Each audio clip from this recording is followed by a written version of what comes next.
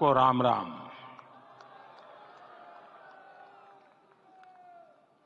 आज हमारे राम आ गए हैं।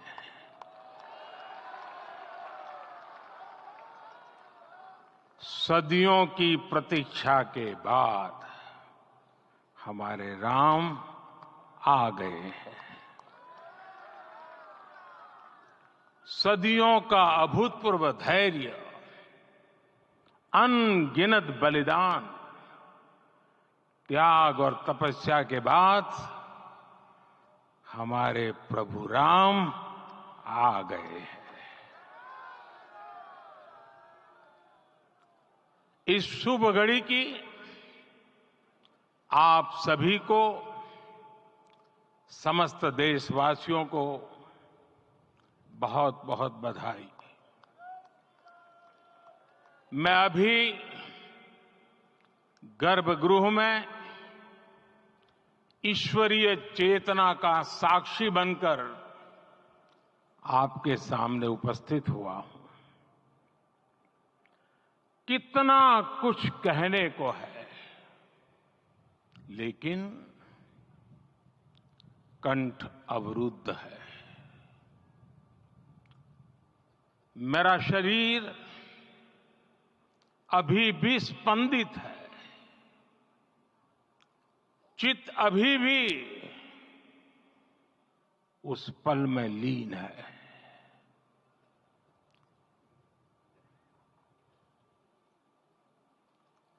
हमारे रामलला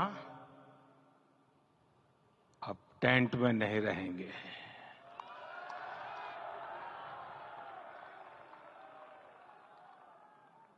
हमारे रामलला अब इस दिव्य मंदिर में रहेंगे।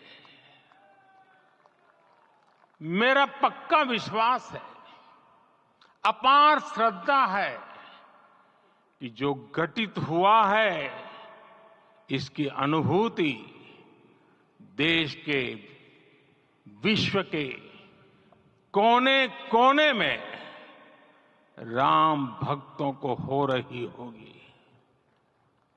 ये क्षण अलौकिक है, ये पल पवित्रतम है। ये माहौल, ये वातावरण, ये ऊर्जा, ये घड़ी प्रभु श्री राम का हम सब पर आशीर्वाद है। 22 जनवरी 2024 का ये सूरज एक अद्भुत आभा लेकर आया है। 22 जनवरी 2024 ये कैलेंडर पर लिखी एक तारीख नहीं, ये एक नए काल चक्र का उद्गम है।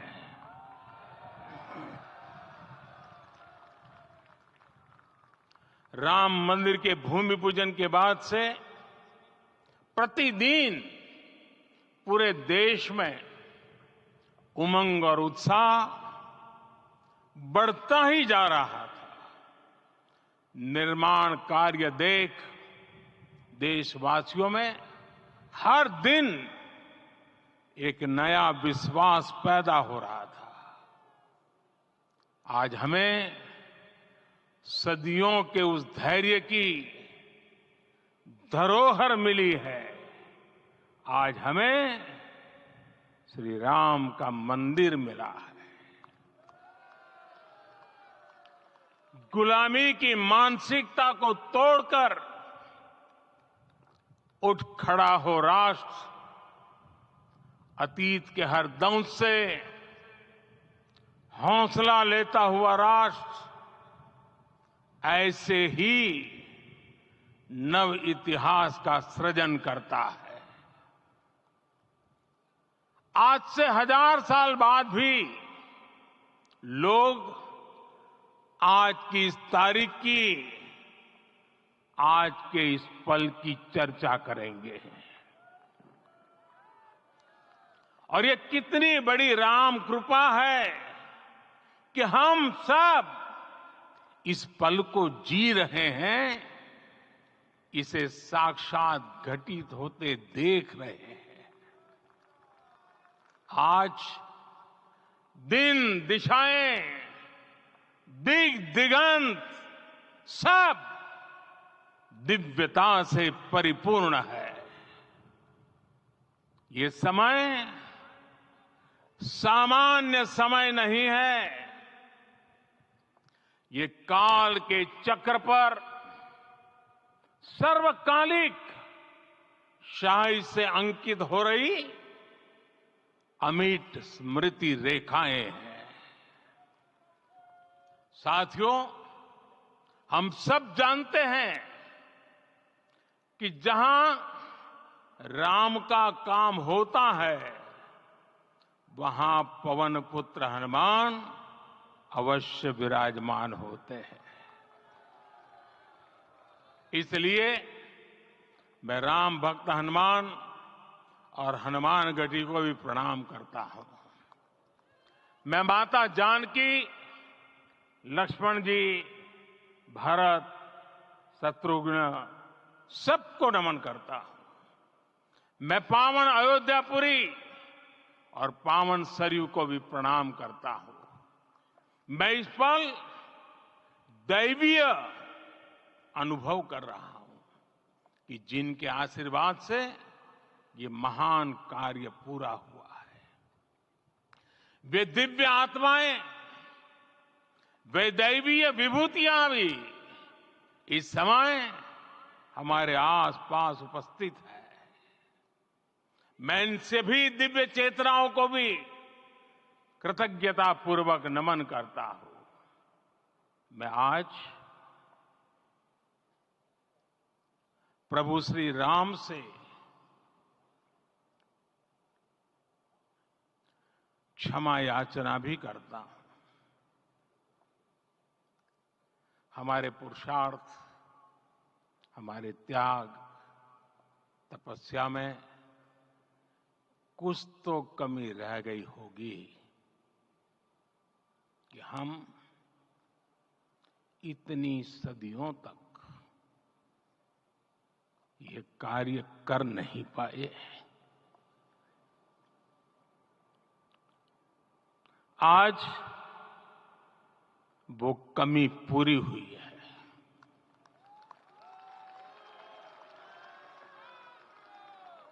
मुझे विश्वास है प्रभु राम आज हमें अवश्य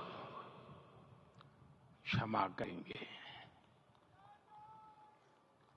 मेरे प्यारे देशवासियों, त्रेता में राम आगमन पर पूज्य संत तुलसीदास जी ने लिखा है, प्रभु बिलो की हर से पुरबासी, जनित वियोग विपत्ति समनासी। अर्थात प्रभु का आगमन देकर ही सब अयोध्यावासी, समग्र देशवासी हर्ष से भर गए। लंबे वियोग से जो आपत्ति आई थी, उसका अंत हो गया। उस कालखंड में तो वो वियोग केवल 14 वर्षों का था। तब भी इतना असह्य था। इस युग में तो अयोध्या और देशवासियों ने सैकड़ों वर्षों का वियोग सहा है। हमारी कई कई पीढ़ियों ने वियोग सहा है। भारत के तो संविधान में उसकी पहली प्रति में भगवान राम विराजमान है। संविधान के अस्तित्व में आने के बाद भी दशकों तक प्रभु श्री राम के अस्तित्व को लेकर कानूनी लड़ाई चली। मैं आभार व्यक्त करूंगा भारत की न्यायपालिका का, जिसने न्याय की लाज रख ली।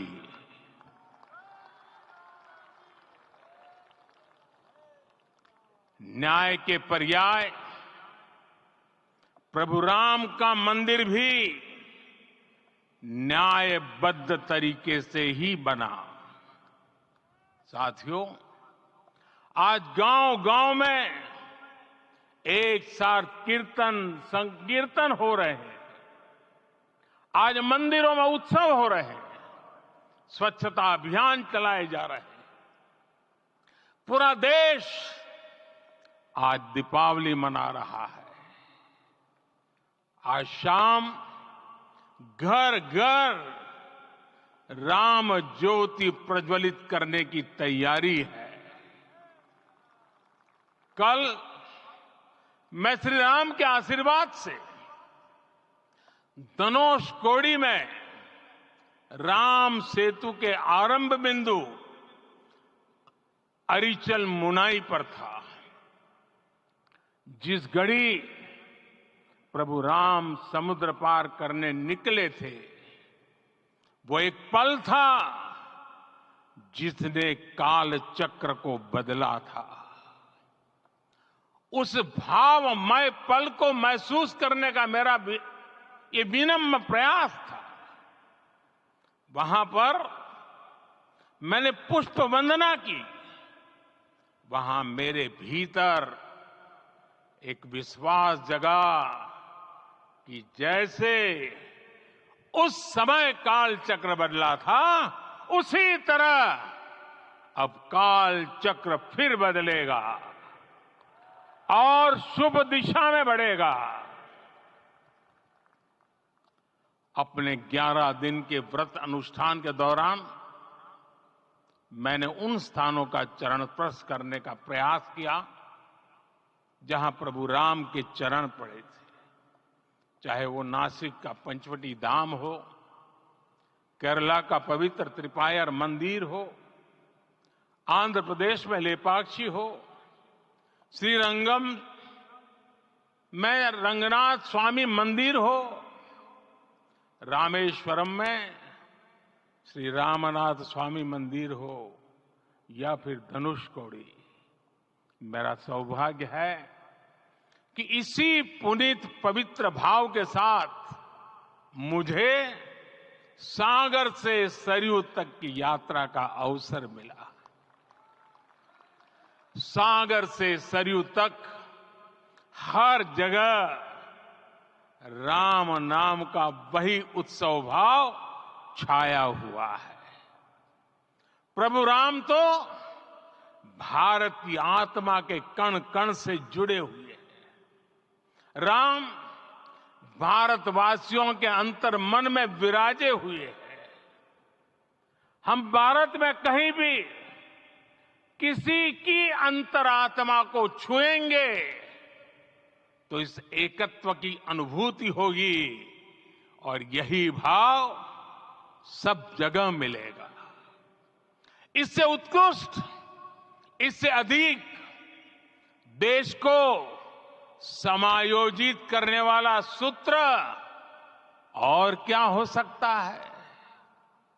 मेरे प्यारे देशवासियों, मुझे देश के कोने कोने में अलग अलग भाषाओं में रामायण सुनने का अवसर मिला है, लेकिन विशेषकर पिछले 11 दिनों में रामायण अलग अलग भाषा में अलग राज्यों से मुझे विशेष रूप से सुनने का मौका मिला।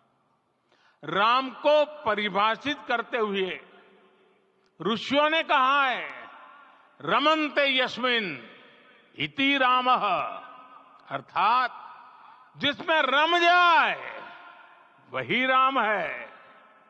राम लोक की स्मृतियों में, पर्वत से लेकर परंपराओं में सर्वत्र समाये हुए हैं। हर युग में लोगों ने राम को जिया है।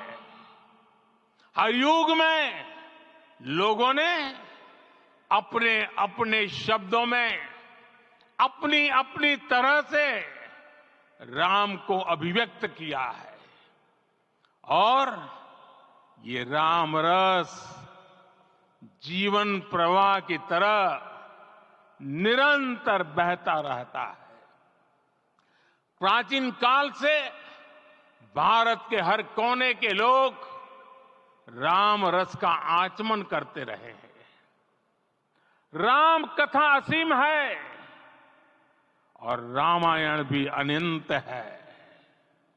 राम के आदर्श, राम के मूल्य, राम की शिक्षाएं सब जगह एक समान है। प्रिय देशवासियों, आज इस ऐतिहासिक समय में देश उन व्यक्तित्वों को भी याद कर रहा है जिनके कार्य और समर्पण की वजह से आज हम ये शुभ दिन देख रहे हैं। राम के इस काम में कितने ही लोगों ने त्याग और तपस्या की पराकाष्ठा करके दिखाई है। उन अनगिनत राम भक्तों के, उन अनगिनत कार सेवकों के और उन अनगिनत संत महात्माओं के हम सब ऋणी हैं। साथियों, आज का ये अवसर उत्सवता का क्षण तो है ही, लेकिन इसके साथ ही यह क्षण भारतीय समाज की परिपक्वता के बोध का भी क्षण है। हमारे लिए ये अवसर सिर्फ विजय का नहीं, विनय का भी है। दुनिया का इतिहास साक्षी है कि कई राष्ट्र अपने ही इतिहास में उलझ जाते हैं। ऐसे देशों ने जब भी अपने इतिहास की उलझी हुई गांठों को खोलने का प्रयास किया, उन्हें सफलता पाने में बहुत कठिनाई आई, बल्कि कई बार तो पहले से ज्यादा मुश्किल परिस्थितियां बन गई। लेकिन हमारे देश ने इतिहास की इस गांठ को जिस गंभीरता और भावुकता के साथ खोला है, वो ये बताती है कि हमारा भविष्य हमारे अतीत से बहुत सुंदर होने जा रहा है। वो भी एक समय था जब कुछ लोग कहते थे कि राम मंदिर बना तो आग लग जाएगी। ऐसे लोग भारत के सामाजिक भाव की पवित्रता को नहीं जान पाए। रामलला के इस मंदिर का निर्माण भारतीय समाज के शांति, धैर्य, आपसी सद्भाव और समन्वय का भी प्रतीक है। हम देख रहे हैं ये निर्माण किसी आग को नहीं, बल्कि ऊर्जा को जन्म दे रहा है। राम मंदिर समाज के हर वर्ग को एक उज्जवल भविष्य के पथ पर बढ़ने की प्रेरणा लेकर आया है। मैं आज उन लोगों से आह्वान करूंगा, आइए आप महसूस कीजिए, अपनी सोच पर पुनर्विचार कीजिए। राम आग नहीं है, राम ऊर्जा है। राम विवाद नहीं, राम समाधान है। राम सिर्फ हमारे नहीं है, राम तो सबके हैं। राम वर्तमान नहीं, सिर्फ वर्तमान ही नहीं, राम अनंत काल है। साथियों, आज जिस तरह राम मंदिर प्राण प्रतिष्ठा के इस आयोजन से पूरा विश्व जुड़ा हुआ है, उसमें राम की सर्वव्यापकता के दर्शन हो रहे हैं। जैसा उत्सव भारत में है, वैसा ही अनेक देशों में है। आज अयोध्या का यह उत्सव रामायण की उन वैश्विक परंपराओं का भी उत्सव बना है। रामलला की ये प्रतिष्ठा वसुधैव कुटुंबकम के विचार की भी प्रतिष्ठा है। साथियों, आज अयोध्या में केवल श्री राम के विग्रह रूप की प्राण प्रतिष्ठा नहीं हुई है, ये श्री राम के रूप में साक्षात भारतीय संस्कृति के प्रति अटूट विश्वास की भी प्राण प्रतिष्ठा है। ये साक्षात मानवीय मूल्यों और सर्वोच्च आदर्शों की भी प्राण प्रतिष्ठा है। इन मूल्यों की, इन आदर्शों की आवश्यकता आज संपूर्ण विश्व को है।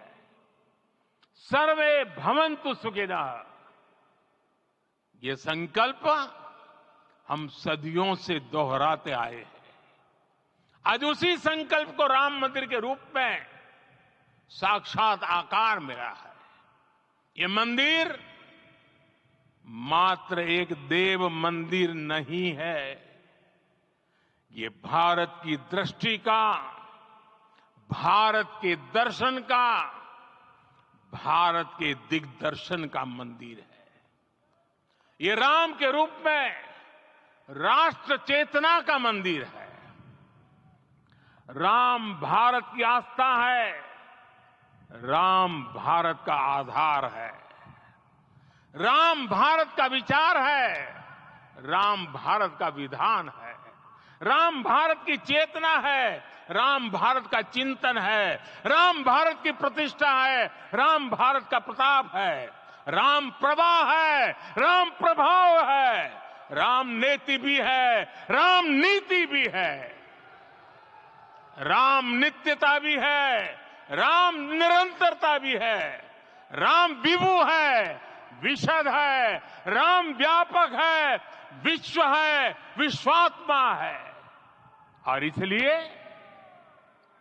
जब राम की प्रतिष्ठा होती है तो उसका प्रभाव वर्षों या शताब्दियों तक ही नहीं होता, उसका प्रभाव हजारों वर्षों के लिए होता है। महर्षि वाल्मीकि ने कहा है, राज्यम 10 सहस्त्राणि प्राप्य वर्षाणि राघव, अर्थात राम 10,000 वर्षों के लिए राज्य पर प्रतिष्ठित हुए, यानी हजारों वर्षों के लिए राम राज्य स्थापित हुआ। जब त्रेता में राम आए थे तब हजारों वर्षों के लिए राम राज्य की स्थापना हुई थी। हजारों वर्षों तक राम विश्व पथ प्रदर्शन करते रहे थे।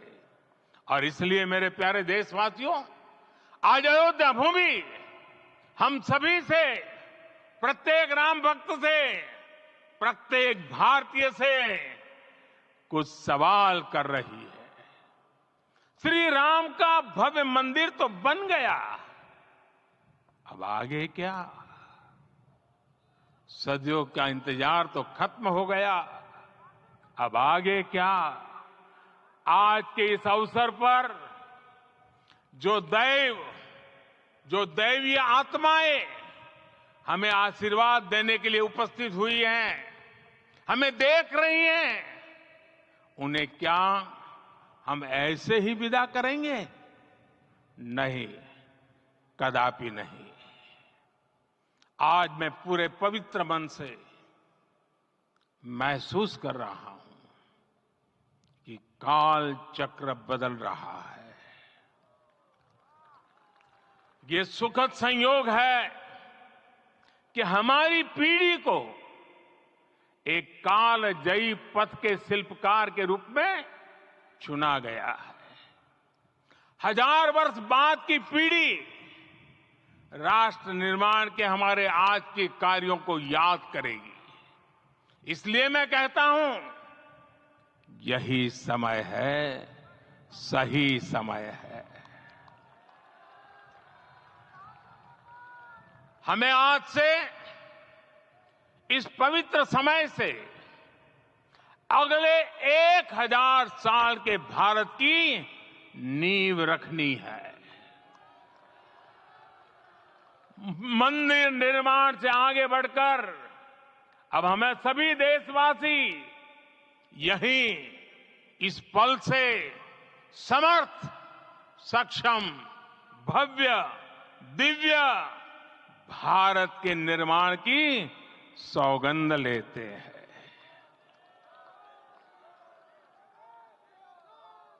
राम के विचार मानस के साथ ही जनमानस में भी हो, यही राष्ट्र निर्माण की सीढ़ी है। साथियों, आज के युग की मांग है कि हमें अपने अंतःकरण को विस्तार देना होगा। हमारी चेतना का विस्तार देव से देश तक, राम से राष्ट्र तक होना चाहिए। हनुमान जी की भक्ति, हनुमान जी की सेवा, हनुमान जी का समर्पण, ये ऐसे गुण हैं जिन्हें हमें बाहर नहीं खोजना पड़ता। प्रत्येक भारतीय में भक्ति, सेवा और समर्पण के भाव समर्थ, सक्षम, भव्य, दिव्य भारत का आधार बनेंगे। और यही तो है देव से देश और राम से राष्ट्र की चेतना का विस्तार। दूर सुदूर जंगल में, कुटिया में जीवन गुजारने वाली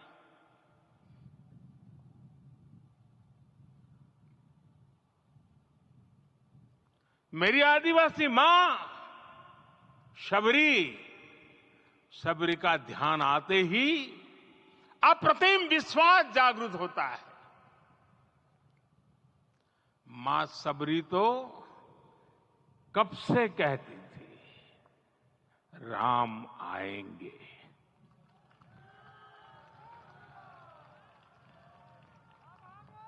प्रत्येक भारतीय में जन्मा यही विश्वास समर्थ, सक्षम, भव्य भारत का आधार बनेगा। और यही तो है देव से देश और राम से राष्ट्र की चेतना का विस्तार। हम सब जानते हैं कि निषाद राज की मित्रता सभी बंधनों से परे है।